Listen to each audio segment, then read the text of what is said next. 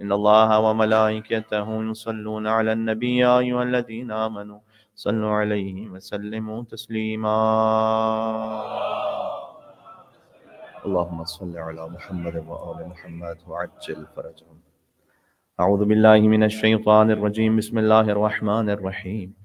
لا حول ولا قوة إلا بالله العلي العظيم. حسبنا الله ونعم الوكيل، نعم المولى ونعم النصير، وبه نستعين، وهو خير ناصر ومعين، والعاقبة للمتقين، والجنة للموحدين، والنار للعاصين، والصلاة والسلام على أشرف الأنبياء والمرسلين، حبيب إله العالمين، العبد المرتضى والنبي المجتبى والرسول المصطفى، سيدنا ونبينا ومولانا بالقاسم محمد.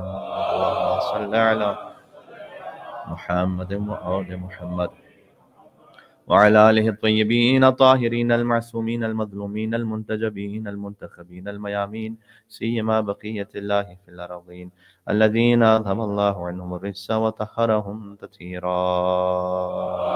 صل على محمد وعلى محمد. رحمة الله على محبيهم واللعنة الدائمة على أعدائهم أجمعين. بسم الله الرحمن الرحيم.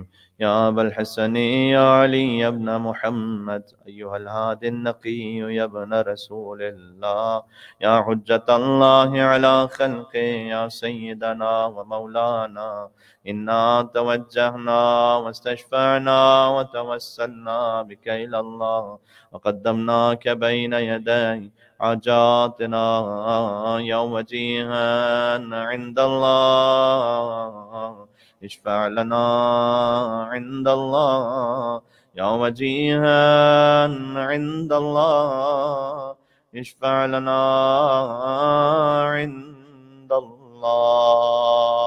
صلوات بر محمد وعلى محمد. قال الله تبارك وتعالى في القرآن الكريم. بسم الله الرحمن الرحيم. إن عدة الشهور عند الله 12 شهرا في كتاب الله يوم خلق السماوات والأرض منها 4 حرم ذلك الدين القيم. نعرہ صلوات. اللهم صل على محمد وعلى محمد. امام علی النقی الہادی علیہ السلام کی مجلس شہادت ہے. امام علیہ السلام کی خدمت میں عرض ارادت اور عقیدت پیش کرتے ہوئے ایک اور مل کر بلندر صلوات بھیجیں محمد وعلی محمد علیہ السلام پر. اللہم صل علی محمد. سورہ توبہ کی آیت نمبر 36 کا ایک حصہ میں نے آپ کی خدمت میں تلاوت کیا ہے، اور مجھ فقیر سے آپ یہ آیت ماہ رجب المرجب میں کم سے کم ایک بار ضرور ہی سن لیتے ہیں اس ممبر سے. اور اس آیت کی تلاوت کی وجہ یہ ہے کہ اس کا تعلق ماہ رجب المرجب سے بھی ہے اور امامت سے بھی ہے، اور بالخصوص ان امام سے کہ جن کی شہادت کی مجلس میں آپ تشریف فرمائے. ارشاد اقدس الہی ہے کہ ان عدت الشہور عند اللہ 12 شہرا فی کتاب اللہ، یقیناً اللہ کے نزدیک شہر 12 ہیں. میں نے عمدن شہر کا ترجمہ مہینہ نہیں کیا، جبکہ عربی زبان میں شہر کا مطلب مہینہ ہی ہے، اور ترجموں میں مہینہ ہی لکھا ہوا ہے جو اس کا ظاہر ہے، لیکن ایک اس کا باطن بھی ہے. یقیناً اللہ کے نزدیک ان عدت الشہور عند اللہ 12 شہرا، یقیناً اللہ کے نزدیک شہر 12 ہیں، فی کتاب اللہ، لوح محفوظ پر 12 ہے. یوم خلق السماوات والارض، اور یہ آج سے 12 نہیں ہے، جب سے اللہ نے زمین و آسمان خلق کیے تب سے 12 ہے. منہا 4 حرم، ان 12 میں جو سبھی عزت والے ہیں 4 مزید صاحبان عزت ہیں. ذالک الدین القیم، اور یہی مضبوط دین ہے اور یہی سیدھا دین ہے. اب یہ اس کا جو ظاہر ہے وہ یہ ہے کہ اللہ نے 12 مہینے خلق کیے، اور جب سے زمین و آسمان ہے تب سے 12 ہیں. میں آپ کی خدمت میں شاید کسی مجلس میں اس بات کو پیش کر چکا ہوں کہ دنیا میں 50 سے زیادہ جو کیلنڈرز ہیں ان میں سبھی میں مہینوں کی تعداد 12 ہے، نہ 11 ہے نہ 13 ہے. تو نظام تکوین میں اللہ سبحانہ وتعالیٰ نے متعین فرمایا ہوا ہے کہ مہینے 12 ہی ہوں گے. چاہے وہ آپ اسلامک کیلنڈر دیکھ لیجئے، جورجن کیلنڈر دیکھ لیجئے، ایرانی کیلنڈر دیکھ لیجئے، چائنیز کیلنڈر دیکھ لیجئے، کوئی بھی کیلنڈر آپ اٹھا کے دیکھ لیجئے، مہینوں کی گنتی 12 ہے. یوم خلق السماوات والارض منہا 4 حرم. لیکن جب اسلامی مہینوں کی بات آئے تو 4 احترام کے مہینے، ان میں سے پہلا رجب المرجب ہے کہ جس میں آپ ابھی اس وقت موجود ہیں. تو رجب المرجب جو احترام کے مہینے ہیں ان میں جو سب سے پہلا مہینہ ہے وہ ماہ رجب المرجب کا ہے. منہا اربعۃ حرم ذالک الدین القیم، یہی مضبوط استوار دین ہے۔ لیکن اس کا جو باطن ہے وہ یہ ہے کہ امام علیہ السلام نے فرمایا کہ ان عدۃ الشہور عند اللہ 12 شہرا فی کتاب اللہ، یعنی ان عدۃ الائمہ عند اللہ 12 اماما، یقیناً اماموں کی گنتی اللہ سبحانہ وتعالیٰ کے نزدیک 12 ہے۔ یہاں 12 مہینوں سے مراد 12 امام ہے، اور یہ مطابقت بھی رکھتا ہے آیت کا حصہ اس اگلے حصے سے کہ یوم خلق السماوات والارض، اس سے پہلے فرمایا فی کتاب اللہ، اللہ نے جو 12 متعین فرمائے لوح محفوظ پر 12 ہے۔ تو لازمی سی بات ہے کہ فقط یہ بات جنوری، فروری، مارچ، اپریل، مئی، جون، جولائی، اگست، سپٹمبر، اکتوبر، نومبر، دسمبر سے متعلق نہیں ہو سکتی، اس لیے کہ آگے فرمایا گیا کہ ذالک الدین القیم، جو ان 12 کو مان لے وہی مضبوط دین ہے۔ تو مہینوں کو تو بہت سے ماننے والے ہیں، لیکن وہ بہت سے ان میں سے مسلمان نہیں ہیں اور بہت سے ان میں سے مومن نہیں ہیں۔ لیکن اللہ سبحانہ وتعالیٰ نے فرمایا کہ مہینوں کی گنتی، کیونکہ اللہ سبحانہ وتعالیٰ نے قرآن میں ایک ظاہر رکھا ہے پھر اس کا باطن رکھا ہے، اور جو باطن ہے وہ اہل بیت علیہ السلام کے ذریعے سے اس باطن و تعویل کا اظہار ہوتا ہے۔ تو اللہ نے فرمایا کہ یہ مہینے 12 ہیں، جن سے مراد امام نے فرمایا کہ ہم 12 ہیں، منہا اربعۃ الحرم، ظاہر ہے کہ ائمہ علیہ السلام میں تمام ہی صاحب تکریم، صاحب عزت، صاحب مقام ہے، لیکن ان میں 4 مزید عزت والے ہیں اور زیادہ احترام والے ہیں۔ وہ 4 کون سے ہیں ان 12 میں؟ تو امام معصوم نے فرمایا کہ وہ 4 کے جن کے نام علی پر ہے ان 12 میں۔ ائمہ علیہ السلام میں 12 میں سے 4 علی ہیں، علی ابن ابی طالب، علی سید الساجدین زین العابدین علیہ السلام، علی ابن موسیٰ رضا علیہ السلام، اور علی ابن محمد نقی الہادی علیہ السلام، جن کی مجلس اعظم میں آپ تشریف فرمائیں۔ لہٰذا اس آیت کا تعلق ماہ رجب المرجب سے بھی ہے اور امام علی نقی علیہ السلام سے بھی۔ ایک مل کے صلوات بھیجیے گا محمد و آل محمد علیہ السلام پر، اللہم صلی علی محمد و آل محمد۔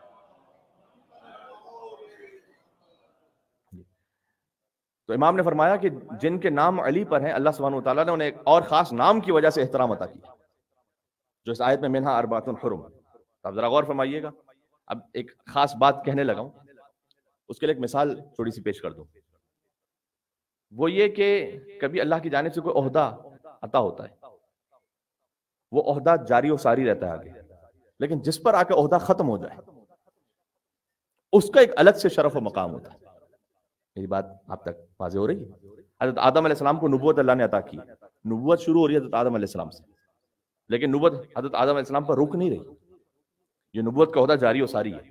نوح علیہ السلام میں، ابراہیم علیہ السلام میں، موسیٰ علیہ السلام میں، عیسیٰ علیہ السلام میں، یہاں تک کہ حضور مکرم پر جب یہ نبوت کا عہدہ پہنچا ہے تو حضور نے وہ مہر لگا دی، گویا حضور مکرم پر ختم نبوت کی وہ مہر لگا دی گئی کہ اب یہ عہدہ مزید آگے نہیں جائے گا۔ تو اس لیے خاص الخاص حضور مکرم کا ایک احترام ہے کہ نبوت کا عہدہ جاری و ساری، لیکن حضور پر آگے وہ ختم ہو گیا۔ آپ کے لیے ایک اور مثال دے دوں، عالم اسلام میں اور تاریخ اسلام میں جو علمدار ہیں وہ 4 ہی بڑے علمدار گزرے،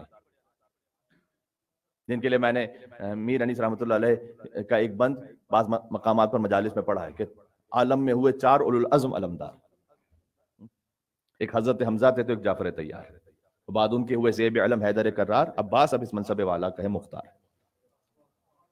تو حضرت امیر المومنین علی بن ابی طالب السلام تک علم پہنچا، لیکن سب سے پہلے حضرت حمزہ ہے علمدار تاریخ اسلام کے، ان سے یہ علمداری پہنچی ہے حضرت جعفر طیار تک، جعفر طیار سے حیدر کرار تک، حیدر کرار سے عباس علمدار تک، لیکن عباس علمدار تک آتے آتے بے ہاتھوں کے ہونے کے باوجود بھی کوئی اس ہاتھ سے علم لے نہیں سکا۔ اب علمداری مخصوص ہے ابوالفضل عباس علیہ السلام سے، لہٰذا جہاں ایک عہدہ اور رتبہ پہنچ کر اختتام تک پہنچ جائے اس کا ایک خاص شرف اور خاص مقام ہوتا ہے۔ میری بات پہنچ رہی؟ اب سلسلہ امامت میں 4 علی گزرے، پہلے علی کے بعد ایک اور علی ہے، پھر ایک اور علی ہے، لیکن جہاں مشیت کی جانب سے اس میں علی کا اختتام ہو جائے وہ علی النقی، جن کی مجلس میں آپ تشریف فرمائیں۔ ان کے بعد اللہ کی جانب سے کسی کا نام علی نہیں رکھا گیا، کیونکہ یہ وہ نام ہے کہ جو اللہ نے رکھے، یہ نام انسانوں نے تو نہیں رکھے ہوئے۔ تو آپ ذرا غور فرمائیے گا کہ سب سے پہلے علی ابن ابی طالب، پھر 2 اماموں کا فاصلہ ہے حسن اور حسین، اور پھر علی زین العابدین۔ کیا شان ہے ابا عبداللہ الحسین علیہ السلام کی، حسین کا بابا بھی علی ہے، حسین کا بیٹا بھی علی، حسین کا بابا بھی علی، بیٹا بھی علی، یعنی حسین علیہ السلام کی جن سے ولادت ہوئی وہ بھی علی، اور جس سے حسین کی ولادت ہوئی وہ بھی علی۔ یہ شرف مخصوص ہے یا ابا عبداللہ الحسین علیہ السلام سے یا امام محمد تقی الجواد علیہ السلام سے، کہ جن کے بابا علی رضا، جن کے بیٹے علی النقی۔ بات واضح ہے؟ وہ امام محمد تقی الجواد علیہ السلام کی جن کی ولادت کا جشن اب رجب المرجب میں آنے ہی والا ہے۔ مل کے صلوات بے دیں، نام حیدر قرار اور نام علی بن ابی طالب علیہ السلام پر، اللہم صلی علی محمد وعجل فرجہ۔ تو امام حسین بھی دو علیوں کے درمیان ہے، گویا کیا شان امام حسین علیہ السلام کی۔ اب 3 شعبان کا جملہ آج میں کہہ رہا ہوں آپ کی خدمت میں، کہ جو دو علیوں کے درمیان شبیہ محمد بن کر مزاج مشیت کی طرح زندگی گزار لے اسے حسین ابن علی کہتے ہیں۔ لیکن یہ سلسلہ اللہ سبحانہ وتعالیٰ کی جانب سے ناموں کا اختتام ہو گیا علی النقی علیہ السلام۔ اب علی النقی کے بعد اللہ کی جانب سے کوئی اور علی نہیں۔ تو ایک تو یہ خاص الخاص بات امام علی نقی علیہ السلام کے حوالے سے۔ پھر امام علی نقی علیہ السلام، ان کی والدہ، انہیں خراج عقیدت جب پیش کیا جائے، بی بی سمانہ مغربیہ، تو چونکہ ولادت کی جشن میں بی بی سمانہ مغربیہ سلام اللہ علیہا کے حوالے سے میں کچھ گزارشات کر چکا ہوں، لیکن میں ایک جملہ کہنا اپنے اوپر واجب سمجھتا ہوں کم سے کم امام کی شہادت کی مجلس میں ان کی والدہ گرامی کی، کہ امام محمد تقی الجواد علیہ السلام سے جو نسل آگے بڑھی امام علی نقی علیہ السلام، تو تمامی اولادیں بی بی سمانہ مغربیہ سے ہوئی امام محمد تقی الجواد علیہ السلام۔ ام فضل سے بھی ازدواج ہوا ہے جو مامون رشید کی بیٹی ہے امام محمد تقی الجواد علیہ السلام کا، لیکن ام فضل سے نسل آگے نہیں بڑھی، نسل آگے بڑھی ہے بی بی سمانہ مغربیہ سے۔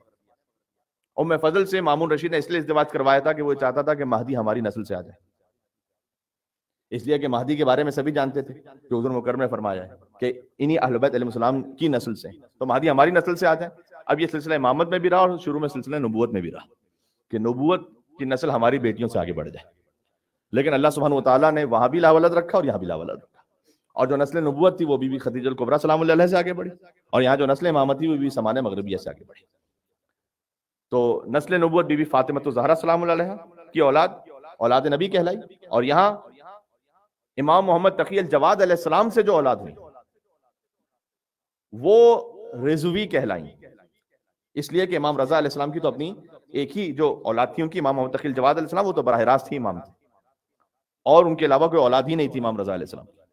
تو امام محمد تقی الجواد علیہ السلام کی جو اولاد ہے ان کے بیٹے موسیٰ مبرقہ، جانتے ہیں موسیٰ مبرقہ بھائی ہوتے ہیں امام علی نقی علیہ السلام کے۔ موسیٰ مبرقہ کی اولاد رضوی سادات کہلائی، اور پھر امام علی نقی علیہ السلام سے جو اولادیں آگے بڑھی پھر وہ نقوی سادات میں۔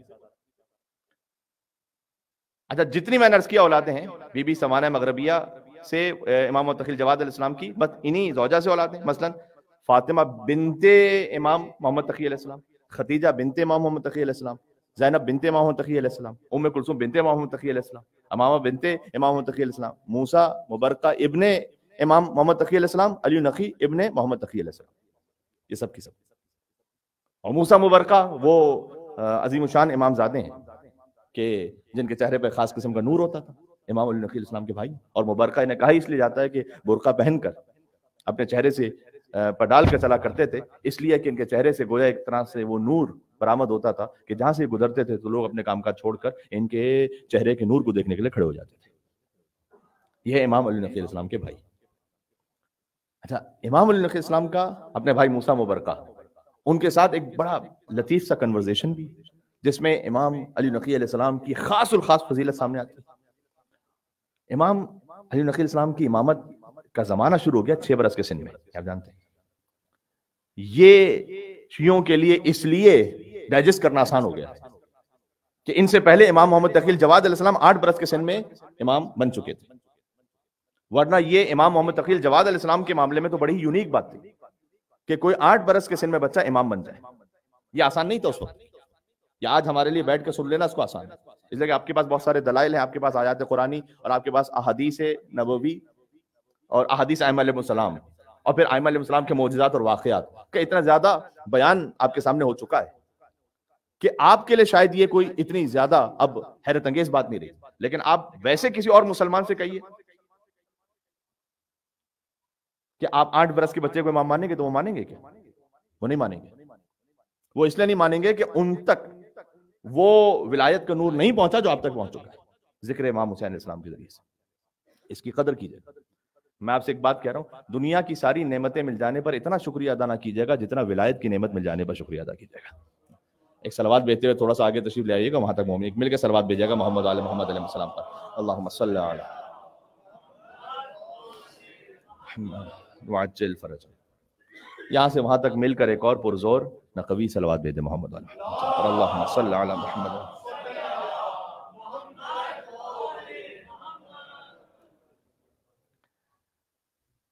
جب شیعت کے لیے اس بات کو تحمل کرنا ممکن ہو گیا امام محمد تقی کے زمانے میں کہ 8 برس کے سن میں بھی کوئی امامت تک پہنچ جائے. اب اس میں بہت سارے اس زمانے کے ائمہ علیہ السلام کے اصحاب کی کنورزیشنز ہیں جن کو اس وقت پیش کرنے کا موقع نہیں ہے، اور ہو سکتا ہے کہ امام تقی جواد اسلام کے جشن میں تھوڑی سی باتیں اس وقت آ جائیں. مثلا جب آپس میں یونس بن عبد الرحمن شخص کا جب یوں مکالمہ ہو رہا ہے اور یوں کہہ رہے ہیں کہ جناب یہ 8 برس کے سن میں بچہ کیسے امام ہو سکتا ہے، تو امام کے جو اصحاب بامعرفت تھے انہوں نے جواب دیا کہ اگر یہ امام اللہ کی جانب سے ہے تو 1 دن کا بھی ہو تب بھی امام ہے، اور اگر اللہ کی جانب سے نہیں ہے تو 100 برس کا ہو تب بھی امام نہیں ہے. سن و سال کب سے امامت میں داخل ہونے لگے. اور پھر حضرت یحییٰ علیہ السلام آتینا الحکم صبیہ، حضرت یحییٰ علیہ السلام کو اللہ سبحانہ وتعالیٰ نے بچپن میں حکمت یعنی نبوت عطا فرمائی، اور حضرت عیسیٰ علیہ السلام قال انی عبد اللہ آتانی الکتاب وجعلنی نبیہ. مریم کی گود میں 3 دن کے عیسیٰ ہیں اور کہہ رہے ہیں کہ اللہ نے مجھے کتاب عطا کر دی اور مجھے نبی بنا دیا ہے. تو جب مریم کے بیٹے گہوارے میں نبی ہو سکتے ہیں تو سیدہ کے بچے بچپن میں امام کیوں نہیں ہو سکتے. جب شیعہ اس امتحان سے کامیاب ہوئے، ذرا غور کیجیے گا، مجھے ایک مرحلے تک لے کے جانا ہے آپ کو. جب امام تقی الجواد علیہ السلام کی امامت پر کامیاب ہو گئے، وہ اس پہ یقین رکھ لیا انہوں نے.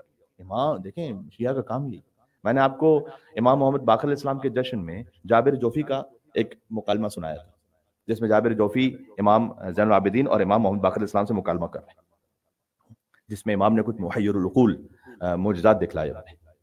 اور جابر جوفی وہ تھے کہ جو اس مقام پر تھے کہ امام السلام ان کے سامنے اس کا اظہار کر سکے. باقی امام نے کہا کہ ایسے تو چند بھی نہیں جیسے تم.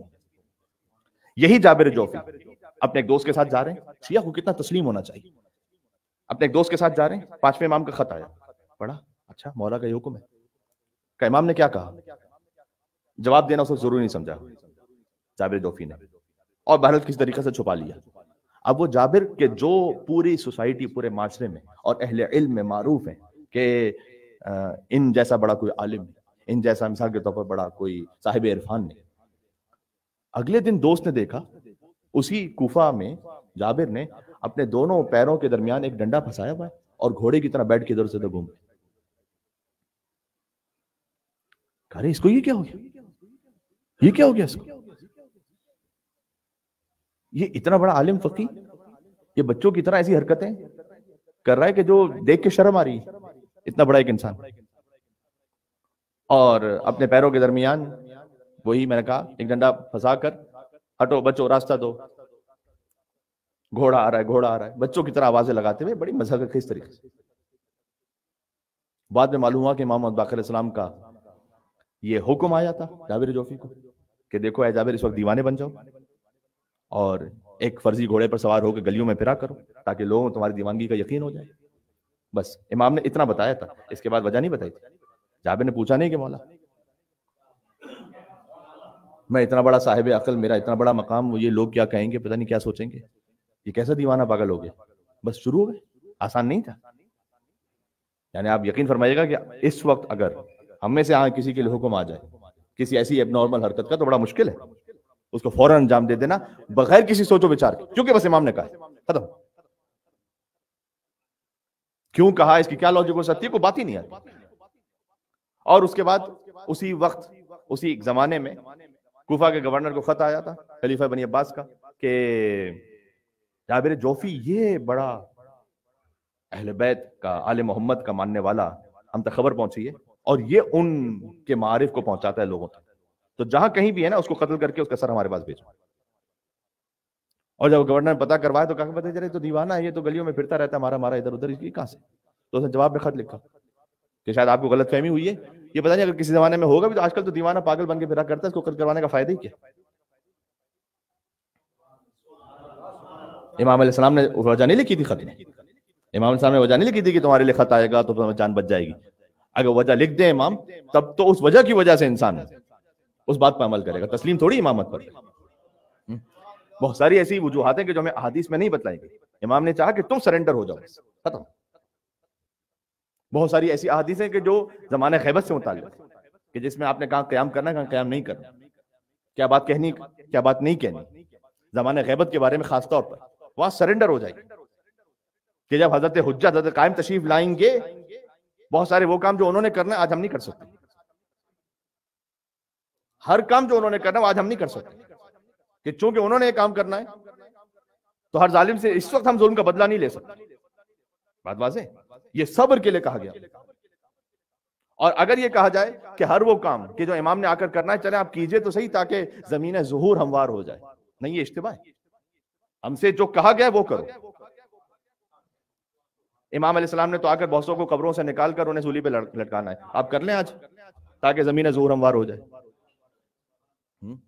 تم کہتے ہیں نا اتحاد بین المسلمین، کہ آپ کچھ بھی نہ کہیے، جب ضروری نہیں ہے جو کام امام علیہ السلام نے کیا ہے وہ سب ہم کر لیں گے، جو انہوں نے کرنا ہے آ کے تسلیم ہونا ہے۔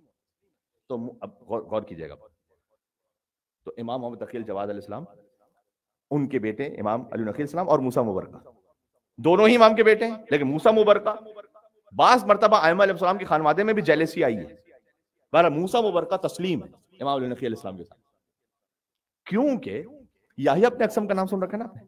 یہ وہی شخص ہے کہ جو 8 برس کے سن میں امام محمد تقی الجواد علیہ السلام اپنی زندگی کا سب سے شرمندگی والا دن گزار چکا ہے، جس میں سب سے زیادہ ہیومیلیٹ ہوا تھا یہ، جب 8 برس کے سن میں امام محمد تقی الجواد علیہ السلام نے یحییٰ ابن اقسم کو شکست دی تھی بھرے دربار میں 30,000 سوال کے جواب دے کر۔ اس میں سے یحییٰ ابن اقسم کا بھی وہی سوال تھا، میں سوال کہوں گا تو آپ کے ذہن میں پورا واقعہ آ جائے گا کہ اگر کوئی حالت احرام میں شکار کر لے تو کیا مسئلہ ہے؟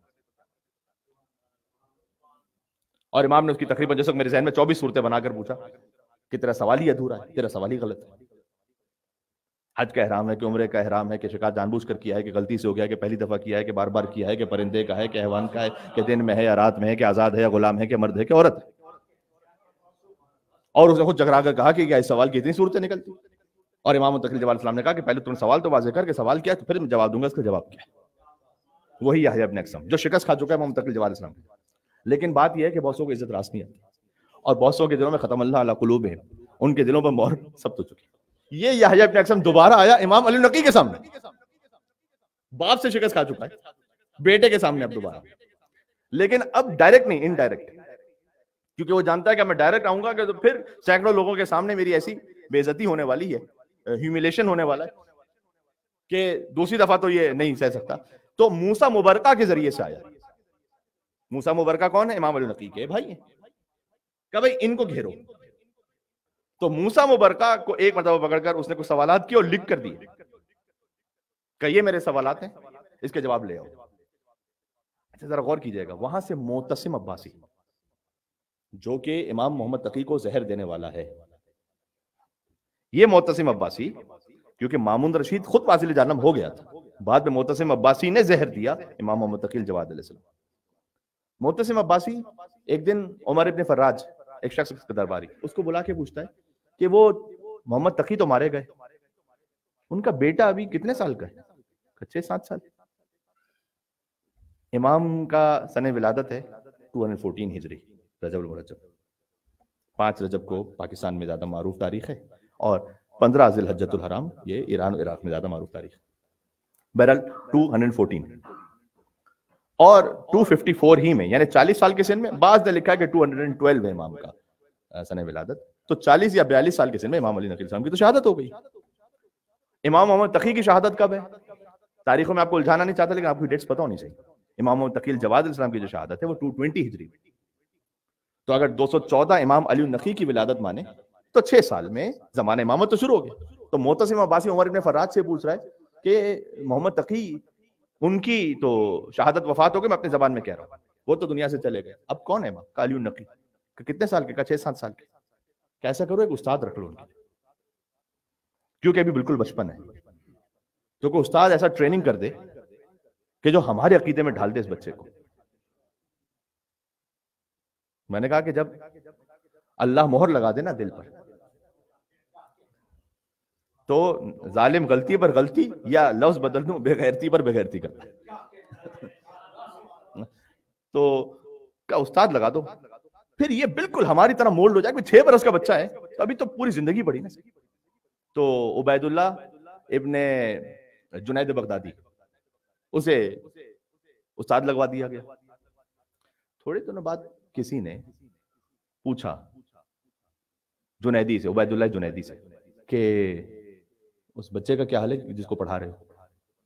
کہا کیا مطلب کس کو پڑھا رہا ہوں؟ کہا وہ علی النقی کو. کہا پڑھا نہیں رہا، پڑھ رہا ہوں.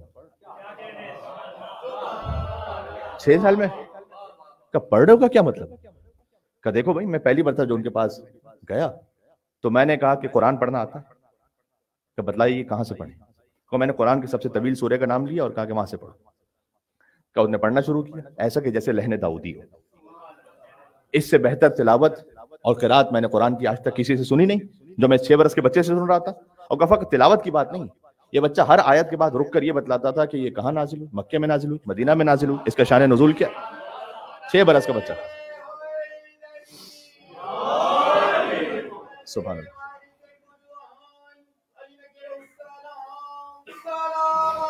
اللہم صلی علی محمد وعلی محمد. اب یہ سب ہونے کے بعد بھی وہ یحییٰ ابن اکثم چاہ رہا ہے کہ وہ ان کے باپ سے میں شکست کھا گیا تھا اتنے ہزاروں کے مجمع کے سامنے، تو بیٹے سے بدلہ لوں. تو بیٹے سے بدلہ کیسے لوں؟ پتہ ہے کہ علی نقی کے سامنے اگر میں سوال کیے تو یہ تو اسی وقت مجھے سامنے ذلیل رسوا کر دیں گے.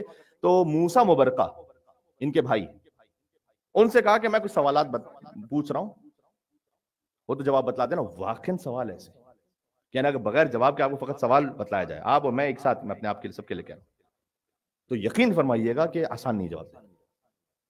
کا پہلا سوال ہے 13 سوال پوچھے. اب میں پتہ نہیں کتنے پڑھ سکتا ہوں ابھی خدمت میں. 13 سوال پوچھے لکھ کے. کا پہلا سوال یہ ہے کہ سلیمان نے اپنے دربار میں لوگوں سے کہا کہ کون ہے کہ جو تخت بلقیس جلد سے جلد میرے پاس لا سکتا ہے؟ تو آصف بن مرخیہ نے یہ کہا تھا کہ میں پلک جھپکنے سے پہلے تخت بلقیس کو اسم اعظم پڑھ کر تمہارے پاس لا سکتا. تو سلیمان کیا خود یہ کام نہیں کر سکتے تھے؟ کیا وہ خود نہیں جانتے تھے؟ تو جب سلیمان خود جانتے تھے اگر، تو انہوں نے کروایا کیوں کسی سے؟ اور اگر خود نہیں جانتے تھے تو پھر نبی کیسے تھے؟ میں نے اس کی آسان نہیں ہے. یحییٰ ابن اکثم ہے، وہ گھاک فلسفی ہے، وہ فلسفہ یونان، فلسفہ شرق، فلسفہ غرب، جو اس زمانے میں جتنا اویلیبل مٹیریل ہے اور جو ٹرانسلیشن ہو چکا ہے فلسفہ یونان بالخصوص، اور ملحدین کے ساتھ اس کا اٹھنا بیٹھنا، یعنی ایتھسٹ اور دوسرے مذاہب کے ساتھ، تو یہ اندر سے اپنے آپ کو بھرا ہوا سمجھ رہا ہے کہ میں تو سوال وہ پوچھوں گا. اچھا پہلا سوال یہ ہو گیا. دوسرا سوال کا کہ سورہ یوسف میں آیت نمبر 100 اس وقت جو میرے ذہن میں، کہ حضرت یوسف علیہ السلام نے اپنے ماں باپ کو تخت پہ بٹھایا اور پھر حضرت یعقوب نے اپنے دیگر بچوں کے ساتھ یوسف کو سجدہ کیا، سب کے سب سجدے میں جھک گئے. تو کیا یوسف کو سجدہ کرنا جائز تھا؟ جبکہ یعقوب خود نبی ہے تو وہ نبی ہوتے ہوئے کسی اور کو سجدہ کیسے کر سکتے؟ یہ موسیٰ مبرقہ سے پوچھ رہا ہے. کون؟ یحییٰ ابن اکثم. کا جواب لے کر آؤ. اچھا تیسرا سوال کیا ہے؟ تیسرا سوال یہ ہے کہ اللہ سبحانہ وتعالیٰ نے ایک مقام پر حضور مکرم کے لیے فرمایا ہے، جو آیت اس وقت سورہ یونس کی آیت ہے، ان کنت فی شک فیما انزلنا الیک. ذرا غور کیجئے گا، پہلے سوال آپ کو سمجھ میں آ جائے. ان کنت، اللہ تعالیٰ سنگولر پلورل نہیں اسی کا یہاں پر، آپ کو اگر شک ہے اس میں جیسے ہم نے نازل کیا کتاب میں، آپ کو اگر شک ہے تو یہ جو آپ کے آس پاس بیٹھے ہوئے اور لوگ ہیں جو پرانی کتابیں، پچھلی کتابیں پڑھتے ہیں، ان سے ذرا پوچھ لیجیے. تو اللہ اس آیت میں کس کو خطاب کر رہا ہے؟ اگر مصطفیٰ کو خطاب کر رہا ہے تو کیا ان کو شک ہو رہا تھا؟ اور اگر ان کو نہیں خطاب کر رہا تو پھر قرآن کس پر نازل ہوا؟ بھئی اللہ کہہ رہا ہے کہ اگر تمہیں شک ہے تو تمہیں شک ہے کہ جس کو نازل ہو اس کو کہہ رہا ہے نا. تو پھر یا تو انہیں شک تھا نعوذ باللہ، یا اگر شک نہیں تھا تو پھر قرآن نازل کس پہ ہوا؟ ٹھیک ہے. پھر ایک اور سوال ہے. سوال یہ ہے کہ سورہ لقمان میں اللہ سبحانہ وتعالیٰ نے کہا کہ لو ان ما فی الارض من شجرۃ الاقلام والبحر یمدہ من بعد سبعۃ ابحر ما نفذت کلمات اللہ. ان اللہ عزیز حکیم. اگر زمین کے سارے درخت قلم بن جائیں اور سارے سمندر سیاہی ہو جائیں، 7 سمندر اور مل جائیں، اللہ کے کلمات ختم ہونے والے نہیں. یہ بتلائیں کہ وہ 7 سمندر کون سے ہیں جس میں اللہ نے کہا 7 سمندر. آج کی طرح جغرافی نہیں ہے کہ آپ کے سامنے پوری دنیا کے میپ کا ایک خاکہ موجود ہے. وہ 7 سمندر کون سے اور وہ کلمات کون سے ہیں کہ جو لکھو تو کبھی ختم ہونے والے نہیں. میں نے عرض کیا یحییٰ ابن اکثم کو آسان سوال نہیں پوچھ رہا ہے، تو موسیٰ ورقہ سے پوچھا ذرا معلوم کر کے آنا. اچھا پھر سوال کیا ہے؟ سوال یہ ہے کہ اللہ تعالیٰ نے جنت کے لیے کہا ہے کہ فیہا ما تشتہی انفسکم. اللہ نے قرآن میں، تمہارے ہی قرآن میں یہ کہا ہے کہ جنت میں جو چاہو گے وہ حاصل کر لو گے. تو اگر جنت ایسی ہی ہے تو پھر اللہ نے آدم کو کیوں منع کیا تھا کہ اس درخت کے قریب نہیں جانا؟ وہ بھی تو جانا چاہتے تھے. تو جو چاہو تو حاصل کر لو، تو آدم کو تو روک دیا اللہ نے. اور کیوں کہا لا تقربا هذه الشجرة؟ کیوں آدم اور حوا سے کہا کہ اس درخت کے قریب نہ جانا؟ سوال ذہن میں رہ جائیں گے نا آپ کے. تو پھر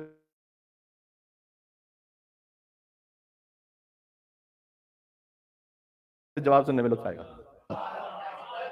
آئے سبحان اللہ.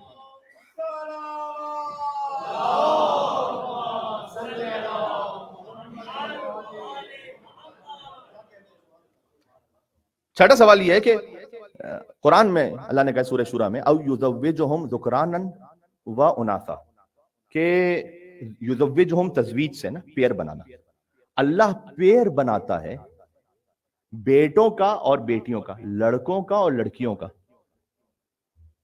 کہ اگر یہ اللہ خود بناتا ہے پیر، کبھی لڑکوں کا بھی اور لڑکیوں کا بھی، آپ کے ذہن میں نا یہاں کے حالات کے حساب سے تو آپ کو پتا ہے کہ کیا بات ہو رہی ہے.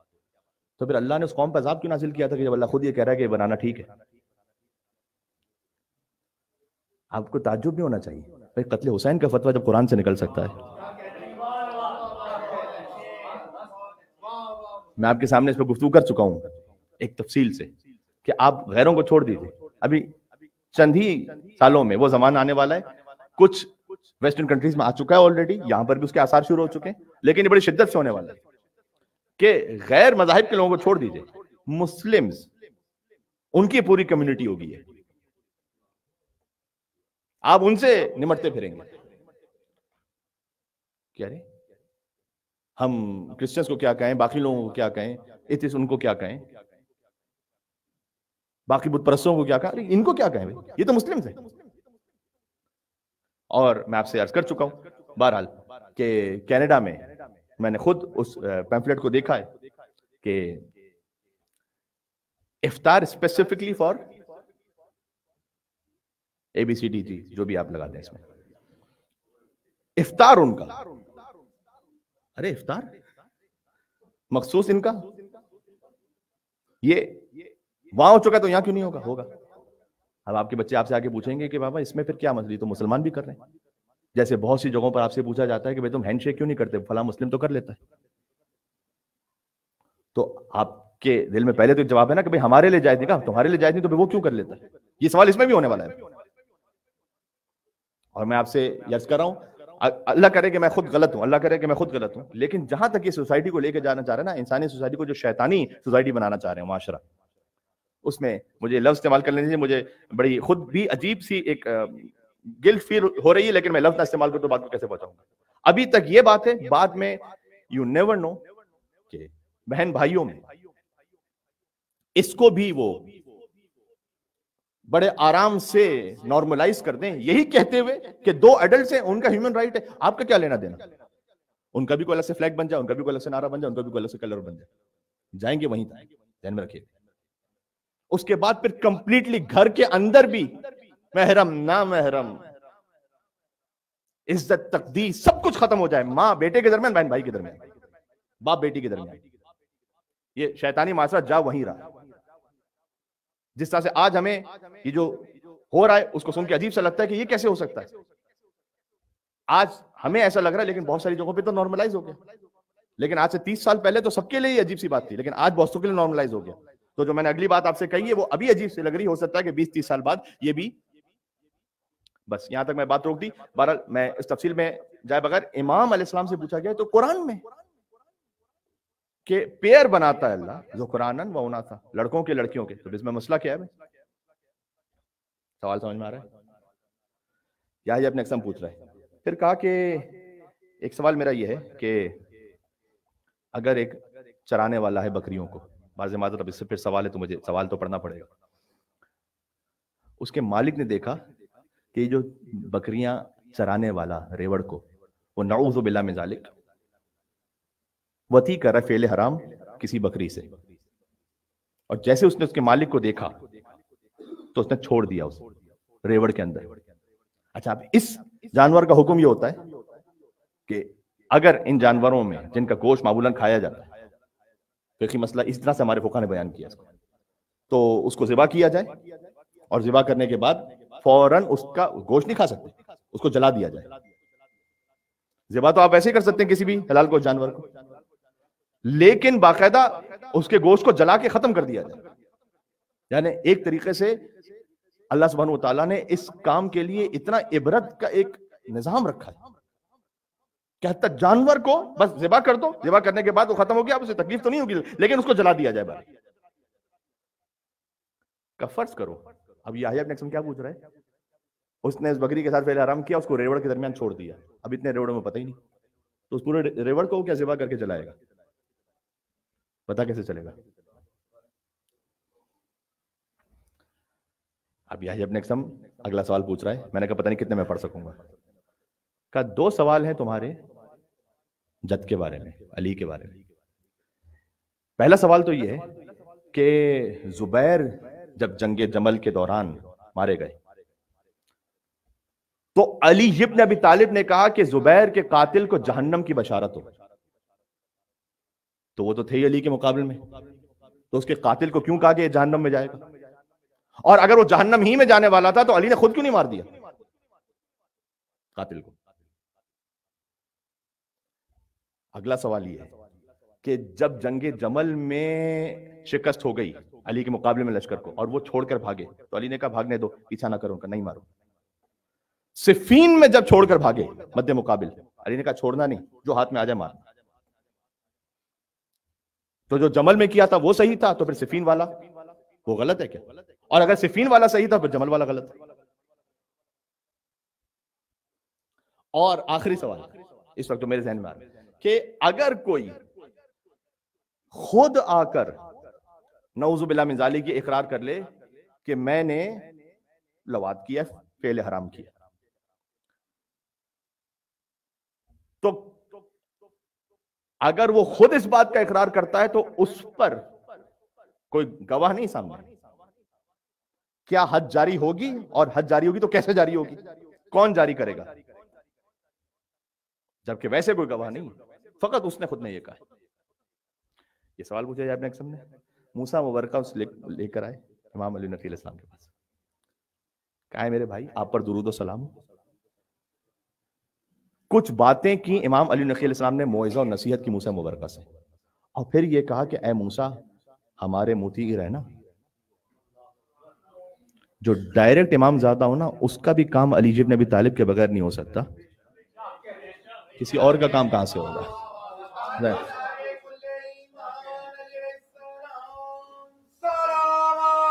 اللہم صلی علی محمد وعلی محمد.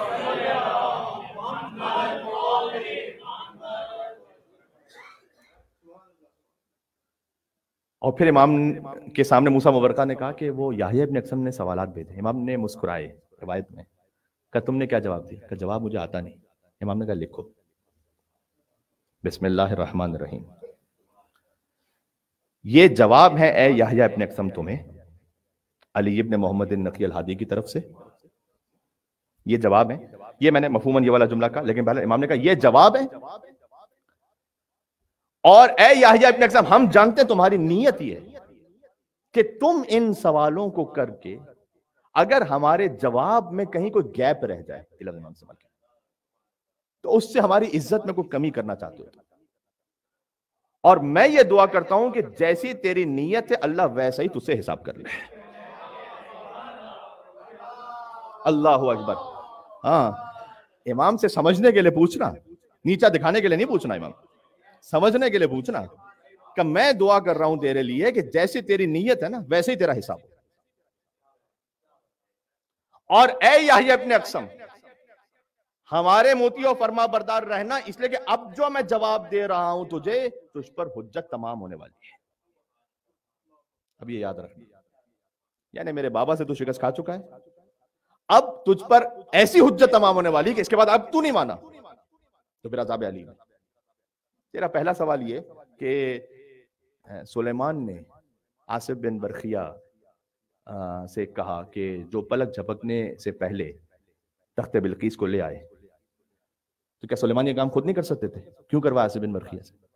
امام نے جواب لکھا کہ سلیمان یہ علم آصف بن برخیہ سے زیادہ جانتے تھے، لیکن سلیمان چاہتے تھے اپنی امت میں اپنے وصی کا اعلان کر دیں اس عمل کے ذریعے سے کہ میرے بعد کون میرا وصی بننے والا ہے.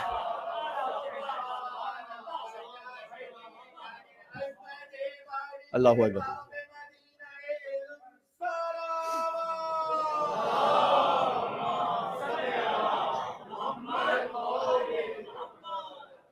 کہ آصف بن برخیہ کے پاس جو کچھ تھا وہ سلیمان ہی کی جانب سے اللہ کے اذن سے عطا کیا ہوا تھا.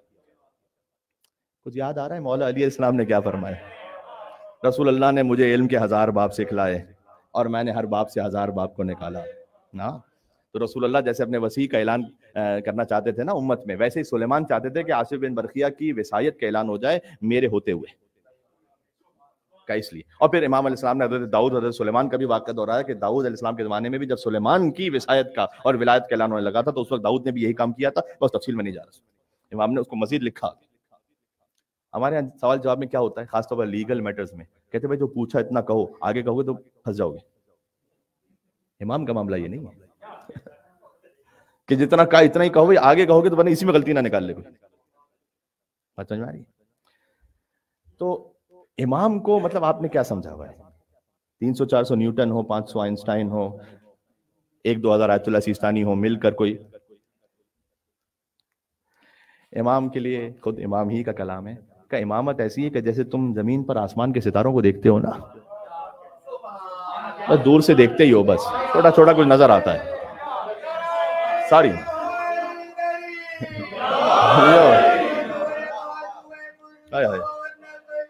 کیا بات ہے؟ اللہم صل.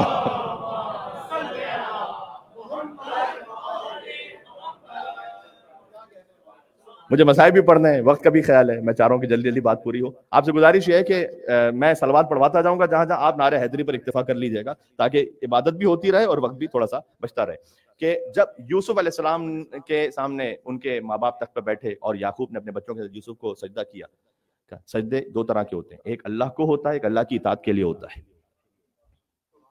اللہ کو جو سجدہ ہے وہ اللہ کو سجدہ ہے. اللہ کی اطاعت میں جو سجدہ ہے ویسے کہ جیسے ملائکہ نے آدم علیہ السلام کو کیا تھا، تو کیا آدم کو سجدہ ہو رہا تھا وہاں پر؟ یہ امام علی نقی علیہ السلام جواب دے رہے ہیں خط میں. ہاں سبحان اللہ سبحان اللہ. امام علی نقی علیہ السلام جواب دے رہے ہیں کہ وہ جو ملائکہ نے سجدہ کیا آدم علیہ السلام کو، اللہ کی اطاعت میں سجدہ تھا. ویسے ہی یعقوب اور ان کے فرزندوں نے یوسف علیہ السلام کے ساتھ اللہ کی اطاعت میں سجدہ. یوسف کو سجدہ نہیں تھا، سجدہ اللہ کو تھا. اس کی آسان سی مثال ایسی ہے کہ گویا اس وقت کے لیے ملائکہ کو قبلہ آدم کو بنا دیا گیا اور یوسف علیہ السلام کو قبلہ بنا دیا گیا یعقوب کے لیے اور ان کے بچوں کے لیے. جیسے کہ آپ کعبے کو سجدہ کرتے ہیں تو کعبے کو سجدہ کرنے والے کعبے کو رب سمجھتے ہوئے سجدہ کر رہے ہیں یا اللہ کے حکم سے کعبے کو قبلہ سمجھتے ہوئے سجدہ کر رہے ہیں؟ دونوں میں فرق ہے. بات واضح ہو گئی؟ امام نے جواب لکھا. تیسرا، تو نے یہ کہا کہ پیغمبر کے لیے آیت نازل ہوئی سورہ یونس میں فَإِن كُنتَ فِي شَكٍ مِّمَّا نَزَّلْنَا إِلَيْكَ، اگر آپ کو یہ شک ہے جو ہم نے نازل کیا ہے تو یہ خطاب کس سے ہو رہا ہے؟ امام نے کہا کہ پیغمبر ہی سے خطاب ہو رہا ہے، لیکن حضور کو شک نہیں ہے. کچھ آس پاس کے ایسے لوگوں کو شک ہے کہ اللہ سبحانہ و تعالیٰ نے کمال انصاف کا یہاں کا اظہار فرمایا. کیسے؟ اس کو ایک لمحے کے لیے سن لیجیے گا. اللہ نے کہا کہ اگر تمہیں شک ہے نا تو یہ جو آس پاس اور کتاب، جو پرانی کتابیں ہیں جن کے پاس توریت ہے، جن کے پاس انجیل ہے، ان سے پوچھو. یہ شک پتہ کیوں کرتے تھے؟ شک اس لیے کرتے تھے کہ ملائکہ میں سے اللہ نے نبی کیوں نہیں بنایا کسی کو؟ یہ تو ہماری طرح کھاتا پیتا ہے، بازاروں میں چلتا ہے. یہ قرآن کی آیت ہے کہ ان سے پوچھو جن کے پاس پرانی کتابیں ہیں، کیا یہ اپنی کتابوں میں کسی ایسے نبی کی خبر پاتے ہیں کہ جو فرشتہ رہا؟ سب کے سب ویسے ہی تھے. کہ جو تمہارے ساتھ اٹھتے بیٹھتے تھے، کھاتے پیتے تھے، بازاروں میں چلتے تھے، سب کے سب ایسے ہی تھے. کا شک دوسروں کو تھا. اللہ نے اس خاطر کہ کمال عدالت رہے براہ راست اپنے حبیب کو مخاطب کرتے ہوئے کہا کہ اگر آپ کو شک ہے، اور اس کی مثال ایسی ہے، مثال سنیں گے تو آپ کو بات سمجھ میں آ جائے گی. اس کی مثال ایسی کہ مباہلہ میں کیا اللہ نہیں جانتا کہ جھوٹے کون ہیں؟ پھر کیوں کہ فَقُلْ تَعَالَوْا نَدْعُ أَبْنَاءَنَا وَأَبْنَاءَكُمْ وَنِسَاءَنَا وَنِسَاءَكُمْ وَأَنفُسَنَا وَأَنفُسَكُمْ ثُمَّ نَبْتَهِلْ فَنَجْعَلْ لَعْنَةَ اللَّهِ عَلَى الْكَاذِبِينَ. اللہ نے کہا ہم جھوٹوں پر مل کر اللہ کی لعنت کو طلب کریں گے. یہ نہیں کہا کہ تم جھوٹے تم پر اللہ کی لعنت ہو، تاکہ ان کے دل میں اس بات کا اظہار رہے کہ یہاں عدالت کے ساتھ فیصلہ ہو رہا ہے، ظلم کے ساتھ نہیں ہو رہا. ہاں تو اللہ سبحانہ و تعالیٰ کبھی کبھار اپنے حبیب سے بات کر رہا ہوتا ہے دوسروں کی خاطر کہ دیکھو میں اپنے حبیب سے بھی ایسے بات کر رہا ہوں. اللہ اکبر. کا سورہ لقمان میں اللہ نے کہا ہے کہ اگر سارے درخت قلم بن جائیں، سارے سمندر سیاہی ہو کے 7 سمندر اور مل جائیں. 7 سمندر کون سے؟ امام نے فرمایا کہ لکھو چشمہ کبریت، چشمہ نمر، چشمہ تبریہ، چشمہ برہوت، افریقہ کے گرم پانیوں کا چشمہ اور سمندر، اور میرے ذہن میں جو اس وقت نام آ رہا ہے کہ مازان یا سیلان کا گرم، سیلان ہے شاید، اس کا گرم پانی، اور بحر بحرون. یہ 7 سمندر ہیں کہ اگر یہ سب کے سب سیاہی بن جائیں اور سارے درخت قلم بن جائیں تب بھی اللہ کے کلمات ختم نہیں ہوں گے. اور لکھو کلمات کیا ہیں؟ نحن واللہ کلمات التی لا تنفذ. ہمیں وہ کلمات ہمارے بارے میں سب درخت مل کر سب قلم بن جاؤ لکھنے لگے، ہم ختم نہیں ہوں گے. کہ جنت میں اللہ تعالیٰ نے یہ کہا ہے کہ فی ہاں ما تشتہی انفسکم، جو کچھ چاہو گے تو مل جائے گا جنت میں. تو آدم علیہ السلام کو کیوں روکا تھا؟ کہ آدم کو جس درخت سے اللہ نے روکا تھا نا، وہ حسد کا درخت تھا. سن لیجئے گا یہاں پر کہ وہ حسد کا درخت تھا، چونکہ آدم سے کچھ اور افضل اللہ نے خلق کیے ہوئے تھے.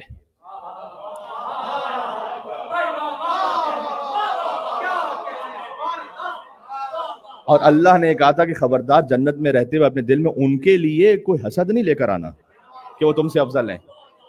آدم نے چاہا کہ میں بھی ان جیسا بن جاؤں تو وہ اس درخت کے قریب ہونے لگے. اللہ نے زمین پر بھیج دیا جنت سے نکال کر. میں جملہ کہنے لگا ہوں اہل بیت کی مقابلی پر آدم نہیں بچ سکے. آدمی کی اوقات کیا ہے کہ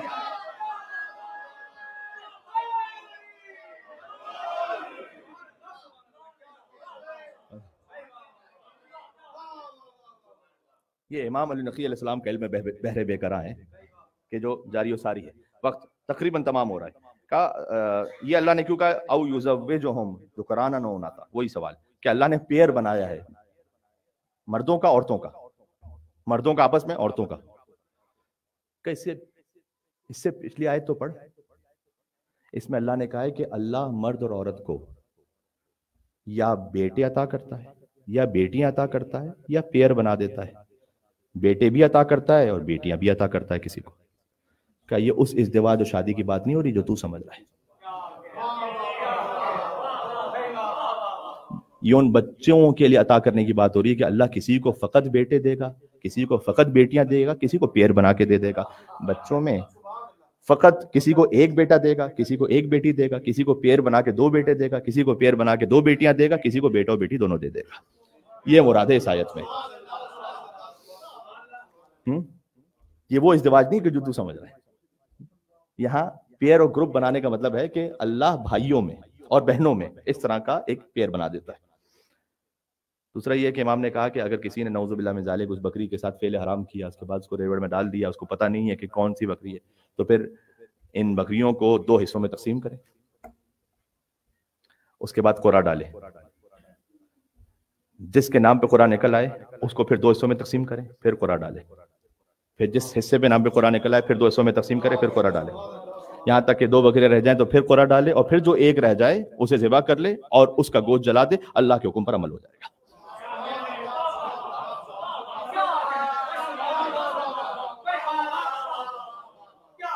6 برس کا بچہ ہے. اللہ اکبر، سبحان اللہ. کہا زبیر کے قاتل کو، ایک سوال بیچ میں سے رہ گیا تو سوال بھی پڑھ دوں جواب بھی پڑھ دوں.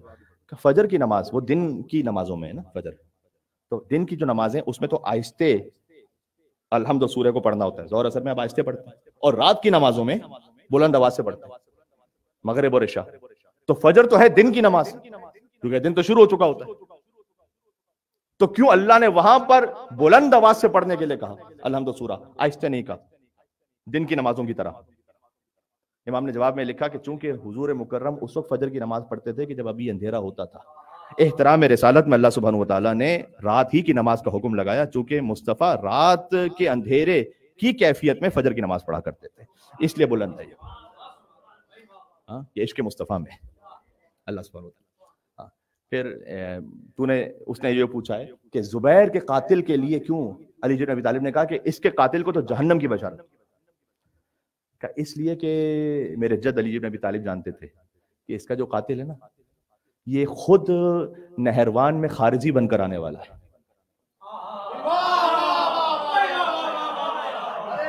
یہ زبیر کے قتل کی وجہ سے نہیں کہہ رہے تھے یہ،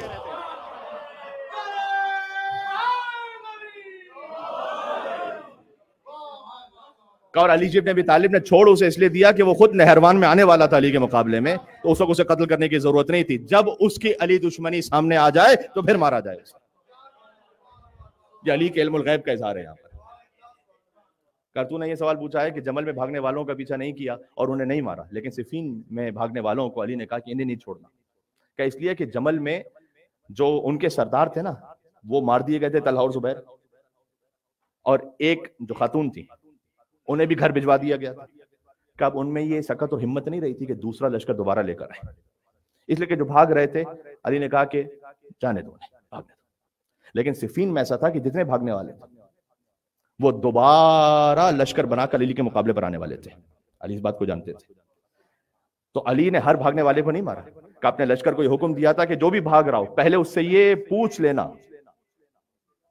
کہ حق کہاں ہے اور باطل کہاں ہے. اگر اس پر حجت تمام ہونے کے بعد بھی وہ نہ مانے تو اسے بھاگنے نہیں دینا، اسی پر قتل کرنا. اس لیے کہ جب یہ جائے گا تو وہاں سے نیا لشکر تیار ہو کر دوبارہ آئے گا علی بن ابی طالب کے مقابل پر، یعنی دین کے مقابل پر. اور تیرا یہ سوال کہ اگر کوئی خود امام کے سامنے ہی آ کر یہ کہہ دے کہ میں نے فعل حرام کیا ہے تو اب امام اس پر حد کیسے جاری کرے؟ کہ امام کو اللہ نے یہ حق دیا ہوا ہے. سن لیجئے گا، امام کو اللہ نے حق دیا ہے کہ چاہے تو حد جاری کر دے، چاہے تو معاف کر دے. اور اس کے لیے سورہ صاد کی آیت لکھ دینا کہ ھذا عطاؤنا، اللہ سبحانہ وتعالیٰ نے ہمارے لے کہا ہے کہ یہ ہماری عطا ہے آپ کے لیے. فمن، احسان کرتے ہوئے روک لیں، او امسک، بانٹنا چاہیں بانٹ دیں، روکنا چاہیں روک لیں، آپ کی مرضی ہے. اللہ سبحانہ وتعالیٰ نے آپ کو یہ حق دیا ہوا ہے. آپ چونکہ اللہ نے ہمارے لیے قرآن میں یہ کہا ہے، لہذا جب امام کے سامنے آ کر کسی نے اعتراف کیا تو امام کی مرضی کہ حد جاری کر دے، چاہے تو معاف کر دے.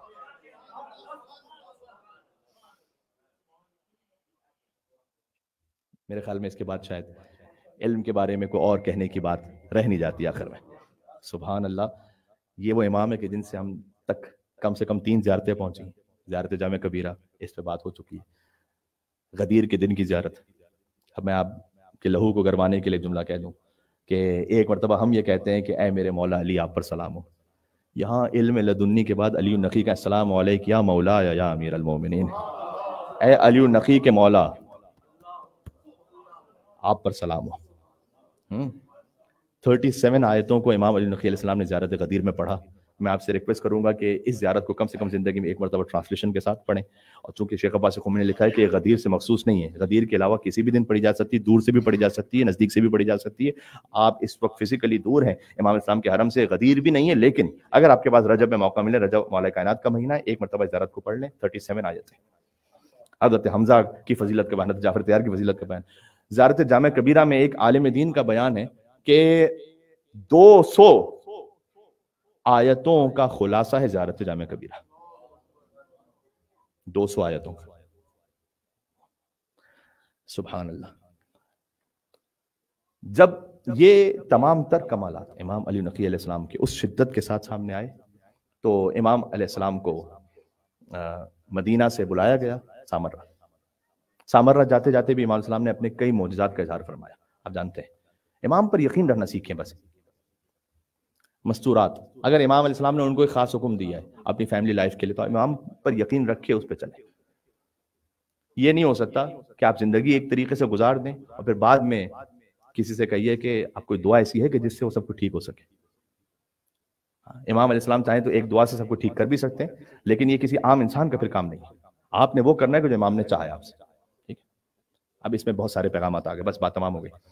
امام علیہ السلام جب واپس جا رہے تھے تو یحییٰ ابن ہرثمہ، اس کی سربراہی میں امام علیہ السلام نے 300 جو سپاہی تھے ان کے ساتھ امام علیہ السلام نے چلنا شروع کیا. اور آپ جانتے ہیں کہ شدید گرمی کا زمانہ تھا، لیکن امام علیہ السلام نے وہ لباس لیے کہ جو سردی میں پہننے والے. اور اس پورے لشکر میں امام کا ایک چاہنے والا تھا بہرحال عباسی لشکر میں، لیکن شاید تقیہ کیا ہوا تھا، لیکن امام سے عقیدت تھی اس کو. تو ایک خارجی سے اس کی اس لشکر میں بحث ہو گئی تھی کہ تمہارے مولا علی نے یہ کہا ہوا ہے کہ ہر قبر سے، ہر زمین سے لاشیں اٹھیں گی، تو یہاں سے اتنا صحرا، یہاں تو کوئی راہ ہی نہیں کبھی، یہاں سے کون اٹھے گا. اور اس کے بعد جب وہاں پہ پہنچے تو اس نے یہ بھی کہا کہ یہ سردی کے کپڑے لے کر اتنی شدید گرمی میں، کہ بس میرے امام نے کہا تو کوئی نہ کوئی اس کی حقیقت ہوگی. اور اس کے بعد جہاں پر اس خارجی سے بحث ہوئی تھی اسی مقام پر جب رکے تو شدید ترین طوفان آیا، ایک دم جو گرمی کا موسم تھا وہ سردی میں بدل گیا. امام علیہ السلام نے اسی غلام کو، اسی چاہنے والے کو سردی کے لباس دے کے تم تقسیم کر دو، اور 80 لوگ مر گئے. وہیں قبریں بنی. امام نے کہا کہ بس جو میرے جد نے کہا تھا وہ پورا ہو گیا، یہیں سے انہی لوگوں نے اٹھنا ہے. بات تمام ہو رہی ہے. مامون معذرت متوکل کے پاس جب امام علیہ السلام پہنچے تھے نا تو وہاں پر بھی امام علیہ السلام کے بے انتہا بڑے ہی لطیف معجزات ہیں.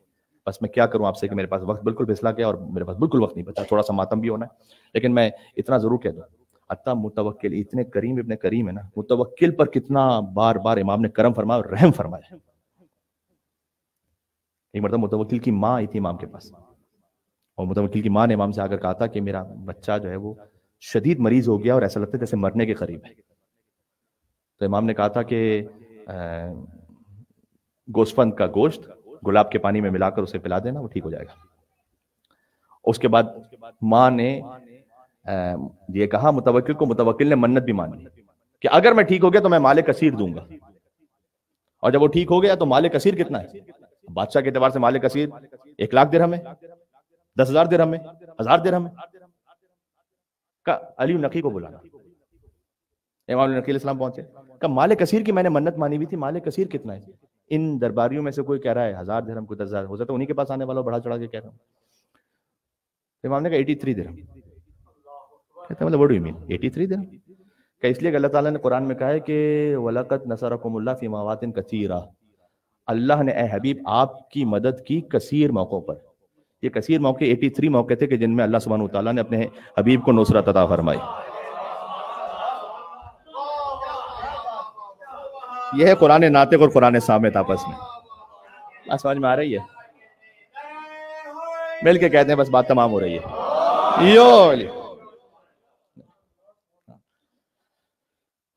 میں ایک وجد میں ہوں خاص، بس اس لیے میں سمیٹ رہا ہوں بات کو کسی کیفیت میں، کہ ایک مرتبہ ایک بڑا سا پھوڑا ہو گیا تھا متوکل کی کمر پر، اس وقت بھی وہ تڑپتا رہتا تھا. تو اس کی ماں نے پھر منت مانی اور منت مان کر 1,000 دینار بھجوائے تھے امام علی نقی علیہ السلام کے پاس. تو ٹھیک ہو گیا. تو بعد میں متوکل کے سپاہی جب امام کے گھر کود جاتے تھے نا، امام کے مظالم میں، تو 1,000 دینار نظر آئے. کہا ہمارے خلاف مال جمع کر رہے ہیں، پولیٹیکلی کوئی قیام کرنا چاہتے ہیں. امام نے کہا کہ متوکل سے کہنا کہ اپنی ماں سے پوچھے. بہرحال یہ واقعہ چونکہ آپ کے سمجھ میں آ گیا، میں واقعے کا اینڈ نہیں پڑھتا آخر تک. تو یہ وہ کریم ابن کریم امام علیل ہیں. ایک بات آخر میں چلیں سنی لیجیے، اب اس کو 2 منٹ میں کچھ کروں ختم کروں. آپ ہو ہی نہیں سکتا کہ آپ امامت کے ساتھ کوئی نیکی کریں اور امام آپ کو پلٹ کر کچھ نہ کچھ عطا نہ فرمائے. ہو ہی نہیں سکتا. یا آپ کو یا آپ کی نسلوں کو، اگر آپ نے خلوص کے ساتھ وہ نیکی کی. امام علیل ہے، اسی سال امام کی شہادت ہو گئی، امام علیل ہے. تو ابو دعامہ نام کا ایک شخص وہ آتا ہے امام کے پاس صرف امام کی عیادت کرنے کے لیے. امام کی عیادت کے لیے پہنچا. عیادت کی ہوگی کتنے منٹ ہوگی؟ 10 منٹ 15 منٹ. جانے لگا، امام نے کہا کہ تیرا ایک حق ہم پر واجب ہو گیا، تو عیادت کے لیے آیا نا، تیرا حق واجب ہو گیا. تجھے ایک خاص چیز دکھلاؤں، ایک تحریر ہے جس میں ایک حدیث لکھی ہوئی ہے میرے جد علی کے ہاتھوں کی. اس میں ایک حدیث ہے، وہ میرے جد علی نے علیہ السلام اپنے بیٹے حسن کو دی، انہوں نے حسین کو دی، انہوں نے زین العابدین کو دی، انہوں نے محمد باقر کو دی، انہوں نے جعفر صادق کو دی، انہوں نے موسی قاسم کو دی، انہوں نے علی رضا کو دی، انہوں نے محمد تقی جواد، انہوں نے مجھے دی. وہ میرے جد کے ہاتھوں کی لکھی ہوئی تحریر، اس میں ایک حدیث ہے. کیا وہ تجھے دکھلاؤں؟ امام نے وہ تحریر دکھلائی، کل لکھو اسے لکھوایا. اب وہ حدیث کیا تھی کسی اور موقع پر، وہ حدیث بھی کیا ہی حدیث ہے. یوسف ابن یعقوب کرسچن ہے، متوکل نے دربار میں بلایا ہے. جب متوکل نے دربار میں بلایا، اس کا مطلب ہے کہ یا تو کوئی بہت بھاری جرمانہ عائد کرے گا، یا قید میں ڈالے گا، یا مار دے گا. تقریباً یہی مطلب ہوتا ہے.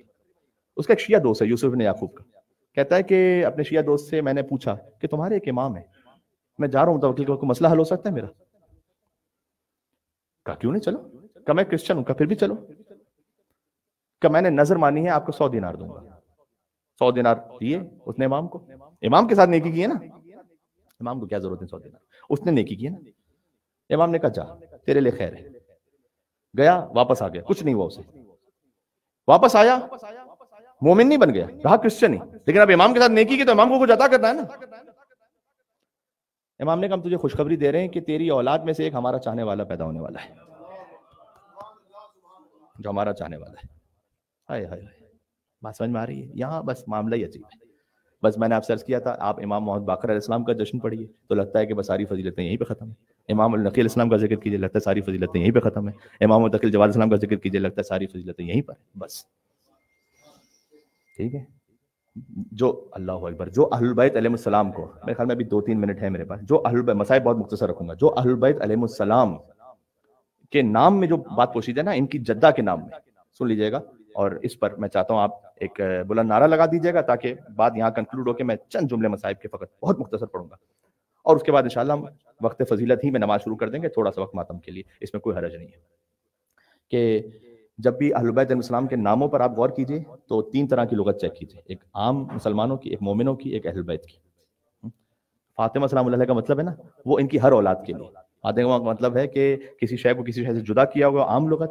مومنوں کو آتش جہنم سے جدا کرنے والی، مومنوں کی لغت. اور سمجھ میں نہ آنے والی، یہ اہل بیت کی لغت. یہ ان کی ہر اولاد کے لیے سمجھ میں نہ آنے والے کہ ہو کیا رہا ہے یہاں پہ، کیا معاملہ ہے. ٹھیک ہے عزیزوں، یہ وہ زمانہ ہے کہ امام علی نقی علیہ السلام کو بار بار متوکل کے دربار میں بلایا جاتا تھا. ایک مرتبہ ایسے دربار میں بلایا گیا کہ شراب کی محفل ہو رہی تھی. متوکل نے جام آگے کیا. مسائل مختصر پڑھوں گا، آپ سے گزارش ہے کہ بس اسی پہ گریہ فرما لیجیے گا. متوکل نے شراب کا جام آگے کیا، اور جیسے ہی اللہ اکبر شراب کا جام آگے کیا تو امام نے کہا یہ ہمارے گوشت و خون میں کبھی مخلوط ہوا ہی نہیں، یہ عین نجس. یعنی امام علیہ السلام نے ضمانت دی فقط اپنی نہیں، اپنے تمام آبا و اجداد کی. کہا یہ ہمارے گوشت و خون میں کبھی مخلوط ہوئی نہیں. اس کے بعد امام نے مذمت دنیا میں کچھ اشعار پڑھے، محفل پلٹ گئی. متوکل نے کہا کہ آپ اپنے گھر تشریف لے جائیے، ادب احترام سے واپس بھیجا. ایک یہ علی النقی ہے، ایک علی زین العابدین ہے. لا یوم کا یوم کا یا ابا عبداللہ. اے مولا، جب آپ دربار میں تھے تو آپ کی بہنیں آپ کے ساتھ میں تھے، باپ کا کٹا ہوا سر سامنے رکھا ہوا تھا، سکینہ کو تماچے مارے جا رہے تھے، یزید شراب کا ایک ایک جام پیتا جاتا تھا، اور ایک ایک جام اللہ اکبر کہاں بہاتا جاتا تھا میری جرت نہیں کہ میں کہہ سکتا. امام علی نقی علیہ السلام کو جب زہر دیا گیا ہے، دیکھیں اتنے مظلوم امام کہ اب آپ کو امام علی نقی کی شہادت کے واقعات کتابوں میں تاریخ میں بہت کم ملیں گے. نہیں ملتے. کیوں نہیں ملتے؟ اس لیے کہ ایسا سخت کرفیو تھا کہ امام کی شہادت بیان کرنے کی اجازت نہیں تھی کسی کو. حد یہ ہے کہ بادشاہ میں گانے والی عورت کے دفن کی تفصیلات ملتی ہیں تاریخ میں، لیکن فاطمہ کے بچوں کی شہادت کیسے ہو گئی، انہیں زہر کیسے دیا گیا، بس اتنا تھا کہ امام دفعتاً گرے. مجھے وہ کیفیت یاد آ گئی کہ جیسے ابا عبداللہ الحسین ذوالجناح سے زمین پر گرے تھے نا، تو یقیناً کہا ہوگا کہ صلی اللہ علیہ کی ابا عبداللہ الحسین. اس لیے کہ ہر امام کا حکم ہے کہ جب بھی کسی غریب پر رونا ہو تو آخر میں حسین پر ضرور رونا. ابھی ایک جگہ میں مصائب پڑھ رہا تھا، بس اسی کو یہاں پر پہنچا کے بات ختم کر دوں. امام حسن عسکری علیہ السلام نے جنازے کا اہتمام کیا، اور حسن عسکری ہی نے دفن کیا. جس کا بیٹا زندہ ہو اس کے لیے اہتمام ہو جاتا ہے، لیکن فقط سید سجاد تھے، ہاتھوں میں ہتھکڑیاں تھیں، پیروں میں بیڑیاں تھیں، گلے میں توق تھا، باپ کا سامنے جنازہ موجود تھا. امام لاشے کو چھوڑ کر کہیں اور جا رہے تھے. لیکن اس سے پہلے کی بھی ایک کیفیت میں جب امام علی نقی علیہ السلام زہر کی تکلیف سے تڑپ رہے ہوں گے تو یقیناً یاد کیا ہوگا کربلا والے اس حسین کو کہ جس پر تیر، تلواریں، نیزے، بھالے. ایک کیفیت وہ آ گئی تھی اب عبداللہ الحسین پر. ایک چھوٹے بچے نے دیکھا کہ میرے چچا کو مارنے لگے ہیں عبداللہ ابن حسن کو. یہ بچہ فوراً باہر نکلا اپنے چچا کی جان بچانے کے لیے. ہرملا نے تیر مارا. کیفیت یہ ہے کہ بچہ باپ نہیں ہے، حسین باپ کی طرح ہے، چچا کے سینے سے سل گیا بچہ. ایک جملہ کہہ رہا ہوں، بعد میں جا کر روئیے گا، اب اس پر رونے کا حق ادا نہیں ہو سکتا، میں جانتا ہوں. کربلا میں شہیدوں کے سر کاٹے گئے لیکن اس بچے کا سر حسین کے سینے پر کاٹا گیا. ذرا سوچو جب چچا کے سامنے بھتیجے کا سر کاٹا گیا. صلی اللہ علیہ کیا مطلب.